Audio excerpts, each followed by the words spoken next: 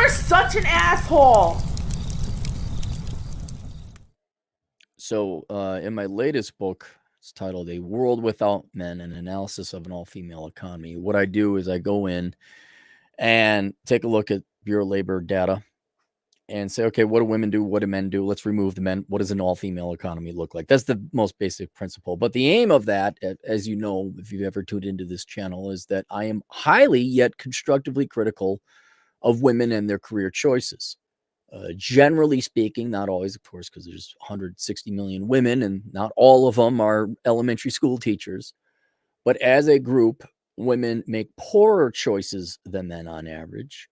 That's why they make less money. They don't work as much.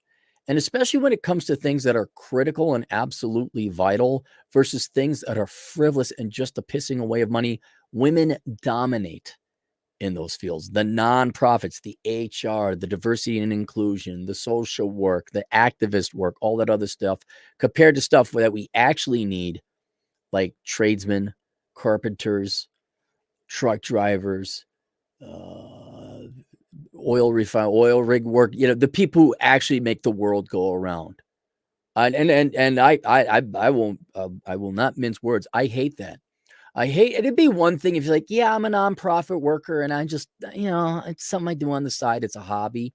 But the arrogance and hubris some women have that, well, you have a degree and you're going to save the world. And oh my God, a plumber. I won't even touch him. Grow. Get the fuck out of here. And so, especially that couched within the modern day backdrop of our modern day sex war, that is damn near a hot one, not a cold one. I think that book was very called for. And so you could read through it and it's appalling and it's actually dangerous because, well, you'd have to read the book because if you girls don't start actually being strong and independent and working similar jobs to men, the entire economy is hosed. However, this doesn't mean men on the other side that we're just splendorific and giving it an A++ effort and we're doing the right job. Actually, quite the opposite. And this is why I talk about it's called the mistake economy, because I think this is epitomized. Well, let's talk about the tradesmen again, where you all know that I think most tradesmen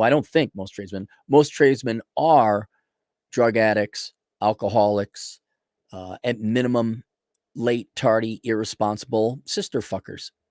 They are some of the dumbest, laziest, most sophomoric middle schoolers ever. Yet, ironically, they have these amazing skills and talents.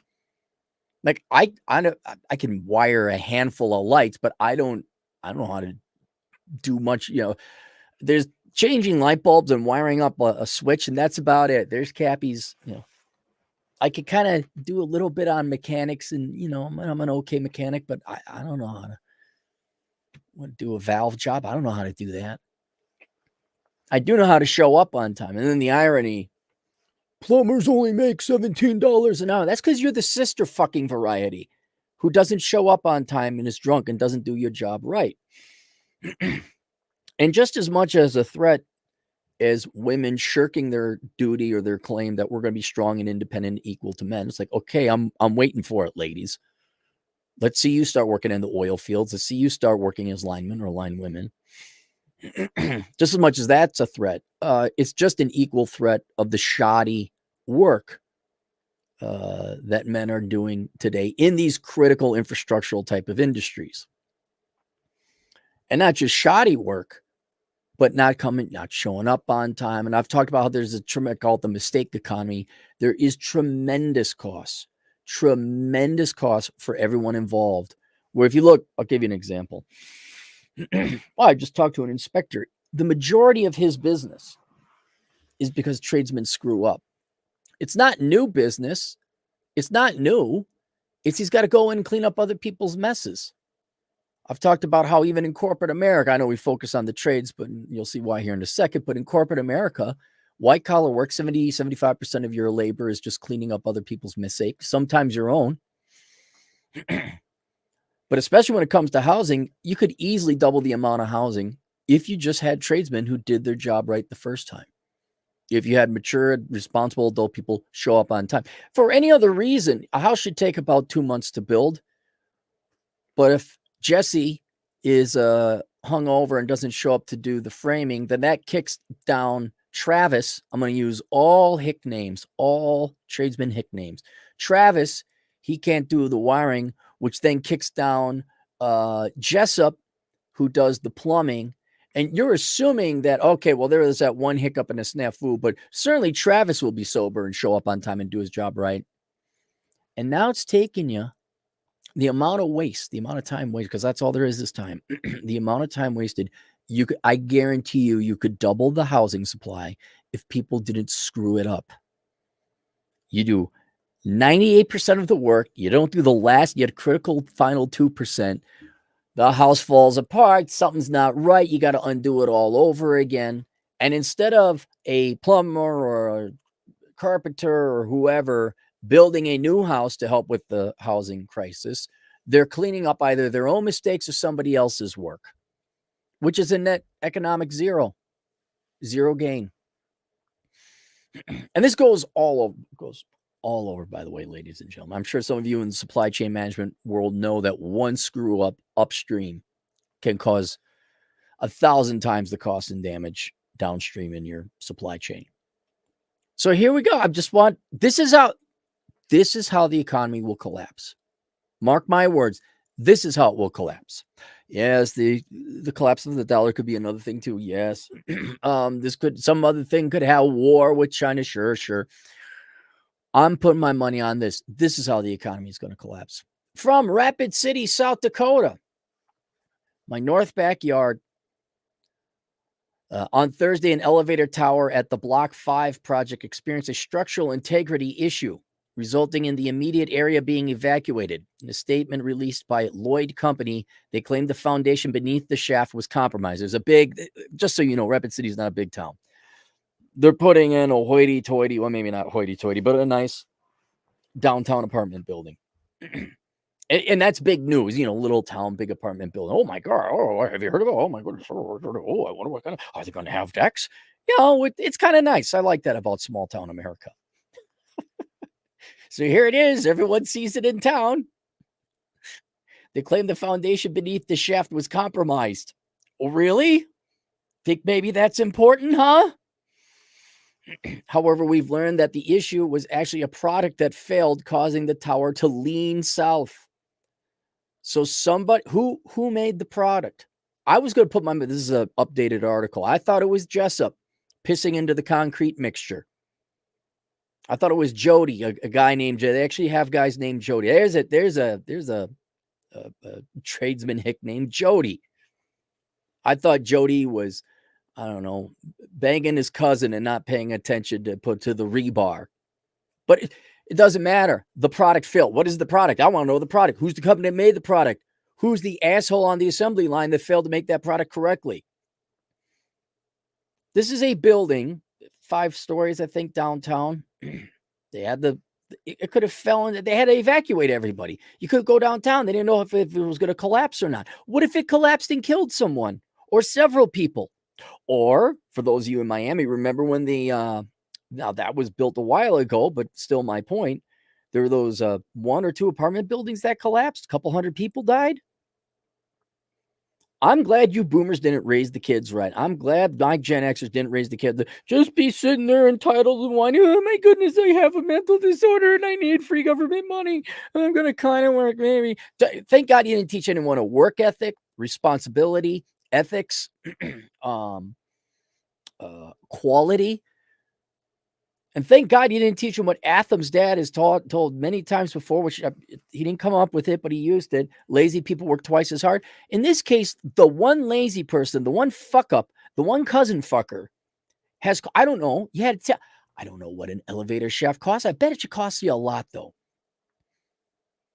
And if it had fallen, it might have killed some people. So now you have a horrible non-financial cost on top of the financial cost as well. What do you think? This is good. Now, yes, there's insurance. Yeah, right. Insurance might go and cover this. But what's going to happen to insurance premiums?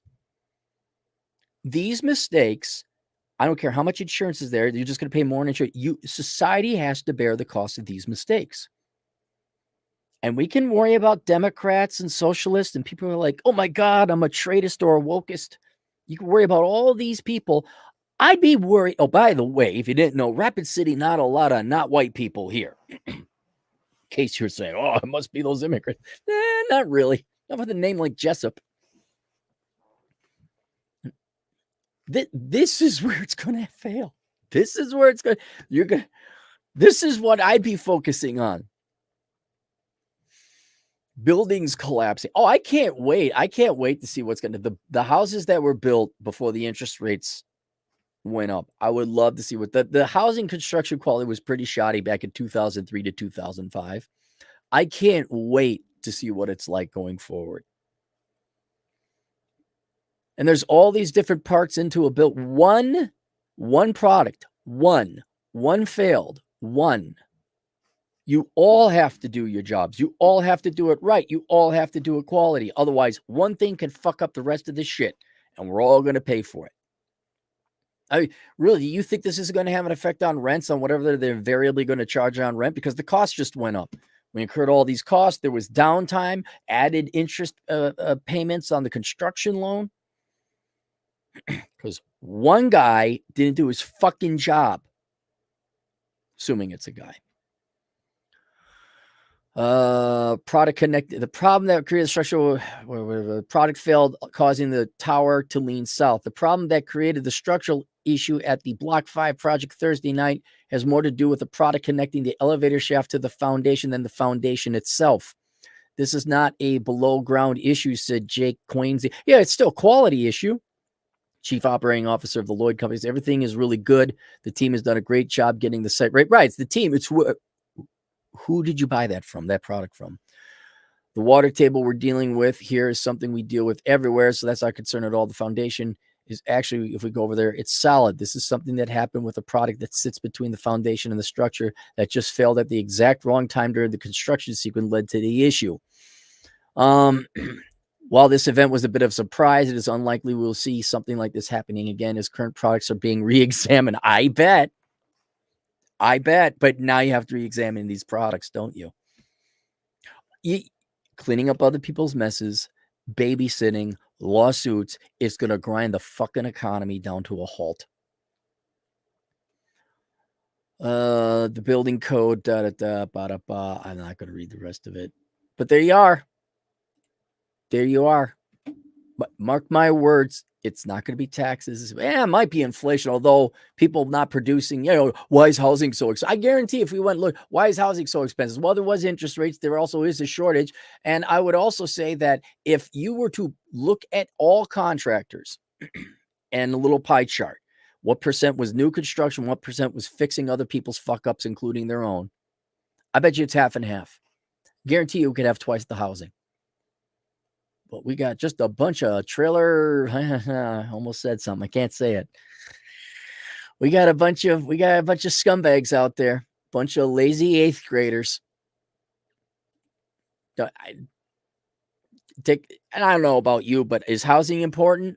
Is where you sleep important, both in terms of safety and you? But is lodging a high percent of everyone's personal budget? I don't know. Is it? Do people is that a significant piece of your personal budget, lodging? I wonder if we did our fucking jobs right. This is one of the rare instances where I'd be like, oh, dude, President Cappy, we're regulating the fuck out of you guys with a vengeance. Hey, Doc is here. Vandalay Industries probably made the product. That place has slips. It's Costanza less for Kruger Industrial Smoothing. I roll, therefore I am. 20 generous Canadian bucks. Hey, Cappy, I'm reading your book. Your line about our special needs cousin to the north. Yeah, did you like the Canadian one? I got my digs into Canada. Maybe laugh so hard I shit. Unfortunately, I was on the crapper at the time. You rip on Canada, but as a group, we got it coming. I get my digs a couple times in Canada. In part because I wanted to get at Rich Cooper. That was all. Drew, $5. You should put Staples on your list of useless stores. The person on the phone said they didn't have the product, and then I went in and they did. Oh, just any customer service person, don't even bother, man. Just don't even bother. I'm trying to buy as much as I can online. There's no reason for me to waste half an hour to find out if they got like Tico nails of a certain caliber. You just got to go and look at it yourself. The days of the old white dude with the bushy mustache who sounds like Sam Elliott and knows everything, has a ton of patches on his Home Depot smock. Those days are long gone. Now you got Becky. What the hell? Oh my God. What? Drew, $2. Going to see Die Hard in theaters. Best Christmas movie. Yep. Best Christmas ever. Well, second best Christmas ever. I don't know. Maybe it will be the best Christmas ever. I'm just happy for you youngins. Now you get to see Die Hard in the theater. All right, that's it. We'll see you guys later. Toodles.